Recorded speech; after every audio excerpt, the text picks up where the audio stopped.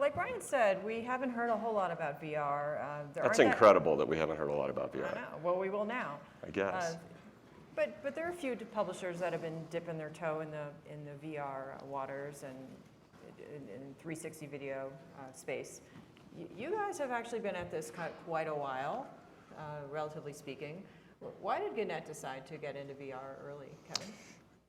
Lucia, we started creating stories in virtual reality in 360 about 18 months ago. And because of the footprint of Gannett and now the USA Today network across the country, we have 92 newsrooms, 3,000 journalists, all who are more and more connected by the technology. And so one of the positive benefits of that is that we can take an innovation in storytelling in one of our markets, test and measure it, hone it, and then scale it out across the country. So we had a project that we did this summer with the Iowa State Fair. Who all has been to the Iowa State Fair? It's awesome, right? A great gathering of people. And we have a powerful brand in the Midwest called the Des Moines Register, which is particularly relevant every 4 years, of course, around the Iowa caucuses. So in the partnership with the State Fair, we had a soapbox on which 19 of the presidential candidates stood upon to give their stump speech. We decided to stack 22 GoPro cameras in just that feed and live stream in 360. So if you were watching Ted Cruz and you got tired of watching Ted Cruz, you could rotate and pivot your view to feel like you were a part of the crowd, to see the cows, to see the butter statues, and all the other awesomeness that occurs at the Iowa State Fair.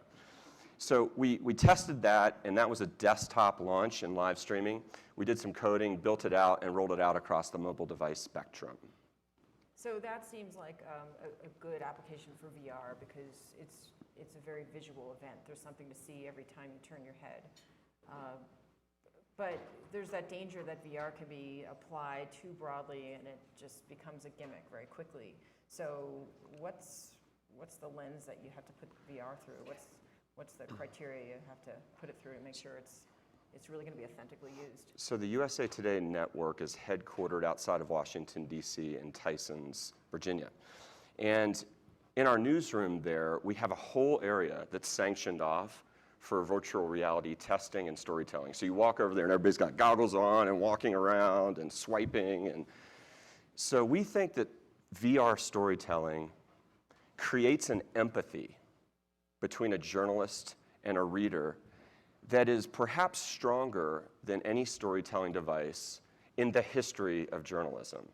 And we take that very seriously. We think VR can put a reader into a position to utterly feel like another person, experience riding in a Blue Angel, which we'll talk about in a minute, experience the speed of an IndyCar pit in very powerful ways. We think it's just the first inning in virtual reality. It's like the days in radio when someone figured out, hey, if we stomp our foot, that automatically gives us special effects. We think we're at the foot stomping stage of VR, and there's so much more ahead in the journey. So you're actually full speed ahead. You're launching a show that's going to be on a regular basis. Yes, we announced with Digiday a virtual reality news show that we will be launching in Q2. And we're going to be committing to a regular pattern of creating this virtual reality show. And so in this, you can imagine all the testing and measuring. When you put goggles on, has anyone experienced Oculus Rift goggles? Okay, and probably most of you have put on, at this point, at least the cardboard goggles.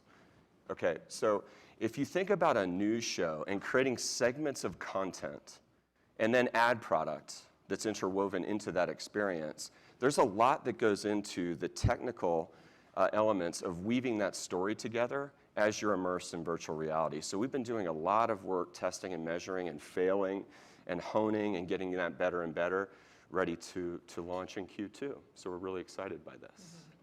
You care to share any of the things that haven't gone well, any of the mistakes, so that folks here can learn? Well, on the live streaming event, we went off with every one of the 19 presidential candidates without a hitch, except, of course, the one time we were going to try to live demo it on a sales call. Of course, that always happens, right?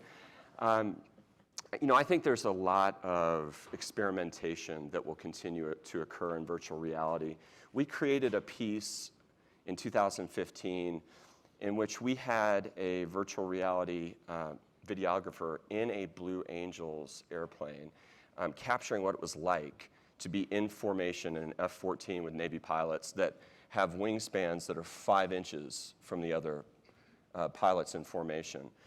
And I was sitting in the Peanuts movie with my twin 4-year-olds and got an email from the Facebook News Innovation team saying that their CEO, Mark, would like to publish that to his Facebook page. Would we mind? We're like, no, we wouldn't mind. It turns out that is a very powerful social strategy to get Mark to post post one of your videos to Facebook. And we were then honored that Facebook gave it the best ranking of 360-degree video creation in 2015. We're doing a lot more testing like that. We did a great piece in Havana, Cuba. We thought that would be a powerful way to put Americans into a city where most of us have not been able to travel to. And we did it in Spanish and English. And it turns out the Spanish version of that did very well for us. So there's a lot of experimentation going on right now in virtual reality. Mm-hmm. So do you see this as mainly a test bed, a way to experiment and see what you learn, or are you expecting like actual audience and advertising outcomes, measurable, quantifiable outcomes at this point? What's the expectation for VR? I would say yes to everything you just said. It is definitely an element of innovation and storytelling that we're creating a lot of energy and testing around.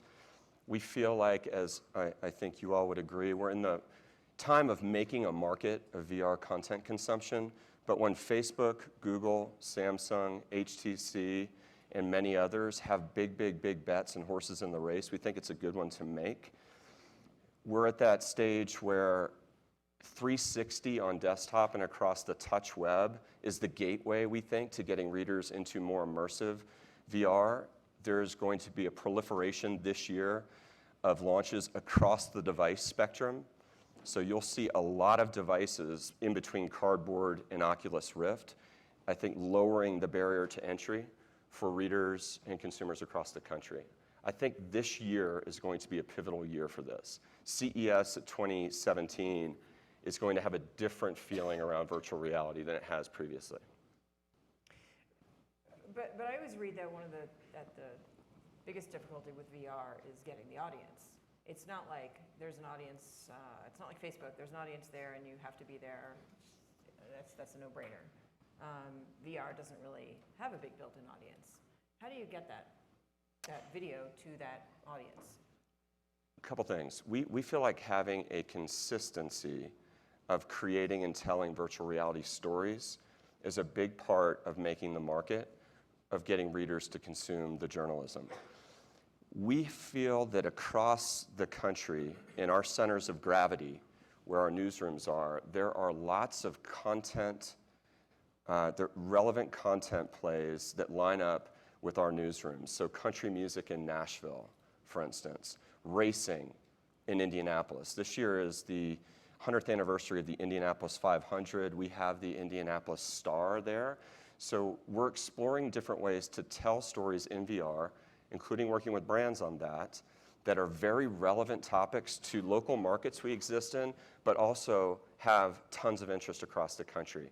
We feel like we can tell stories in VR for readers out of our newsrooms, but also power them for brands through Get Creative, our content studio, around themes like country music and racing that aren't as germane to other publishers that we compete with. So I'm going to ask you about the content studio in a second, but first, do you imagine that most of the viewing is going to be done by people on their desktops? They're going to be watching this in the 360 video form, sort of the poor man's VR, or are you envisioning getting goggles in everybody's hands? Yeah. Which is a more expensive proposition. Sure. I think there's a big opportunity to continue to make the market for cardboard goggle distribution outside of the fancy New Yorkers who receive their goggles from another publisher. We think we have an opportunity through our innate distribution vehicles, which are the newspapers, USA Today, and the 92 other newspapers we publish across the company, to insert VR goggles to give Americans the opportunity to experience this in cardboard viewing productization. And so that would be one of the ways we can help to make the market. And what's been the advertiser uptake? Oh my gosh, there's a ton of advertiser interest. You all feel that. Every meeting we had at CES this year, I think there were over 40 of them. VR was, if not the centerpiece, it was definitely one of the relevant topics of discussion. We are announcing our first branded content VR partner now, I guess. We're working with Honda to create branded content in VR around their two-seater Indy car. So this is the fastest two-seat car ever built. And we're building this to get it ready to launch around the Indianapolis 500. We're actually shooting that branded content video now in VR at the Phoenix Motor Speedway. And we just think it's going to be an amazing opportunity to have a VR videographer in the second seat of an Indy car and think of all the amazing experiences you can derive from that. So that's new news. Wow. So that seems like a format that's ready-made for like an experience behind the wheel of a car.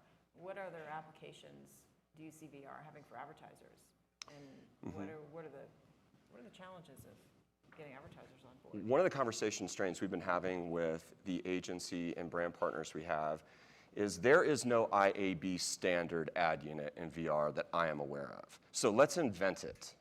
Let's create it. Let's build it. Let's take it to the IAB and Randy Rothenberg and put it in front of them and say, this is what it should be, because it's not here yet.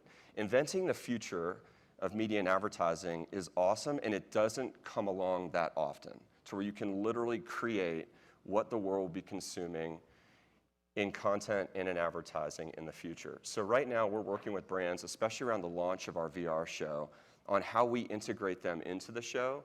What does a pre-roll look like in virtual reality? What does product placement look like in virtual reality? How are we interspersing and splicing a brand into an overarching VR news experience where you're literally walking around and getting tweets and seeing videos and indicating through where your eye goes what you would like to consume next? It's amazing and not defined, and I think up to us on the publisher side to work creatively with our advertising partners to build it. It's awesome. It's fun. We have a couple minutes. Are there any questions for Kevin about VR or anything else? Yes.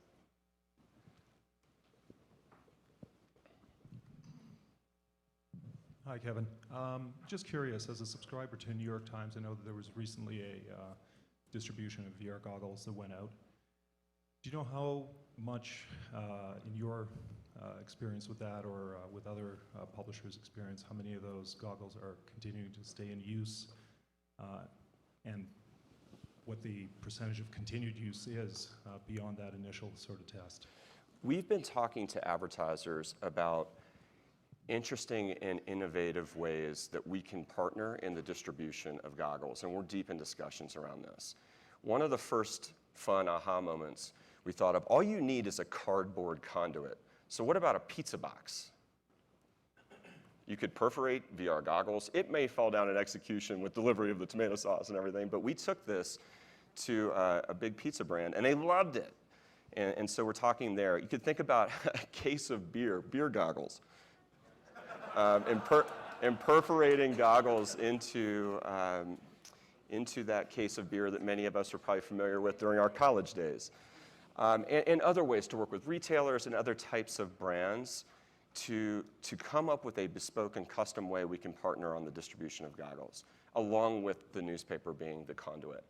I think this year you're going to see more creativity. Coke announced some interesting things around VR goggle distribution. McDonald's in Sweden is looking at their Happy Meal boxes as a place to build VR goggle distribution. I think it's a time for inspiration, innovation, and creativity around this.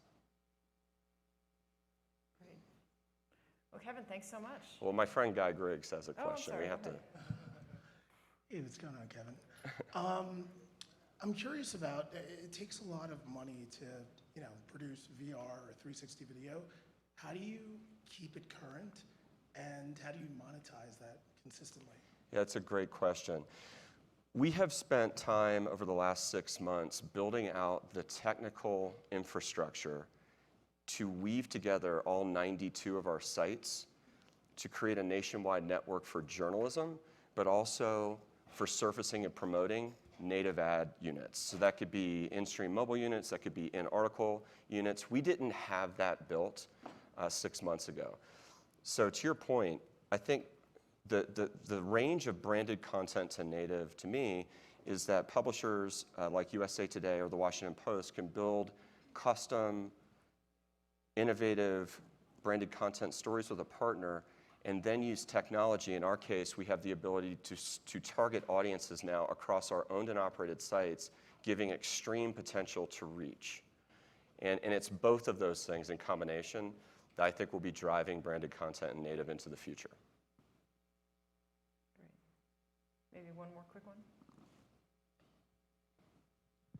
Do you think media is going to be the industry that's going to make VR mainstream, or do you think it's going to be the gaming industry or another one? I think it depends on the audience demographic that you're talking about. I certainly believe gaming is going to be a big propeller of VR content. I don't know if you've seen the HTC Vive or have experienced that. The gaming experience is amazing. It's unbelievable. We think also, though, that news and telling news stories can be a very relevant and powerful way to give someone different perspectives on a news story. So if you think about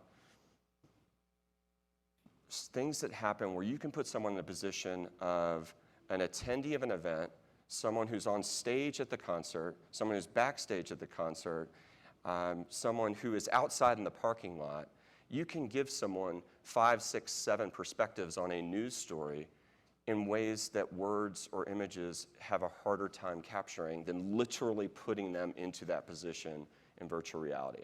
So I think, yes, gaming is definitely going to be a big propeller of this. I think live events in general, baseball games, concerts, but I believe news can have a big part of spreading widespread usage of virtual reality. Great. Well, it's going to be interesting to see how the show pans out. Thank you. Thanks so much, Kevin. Thank you.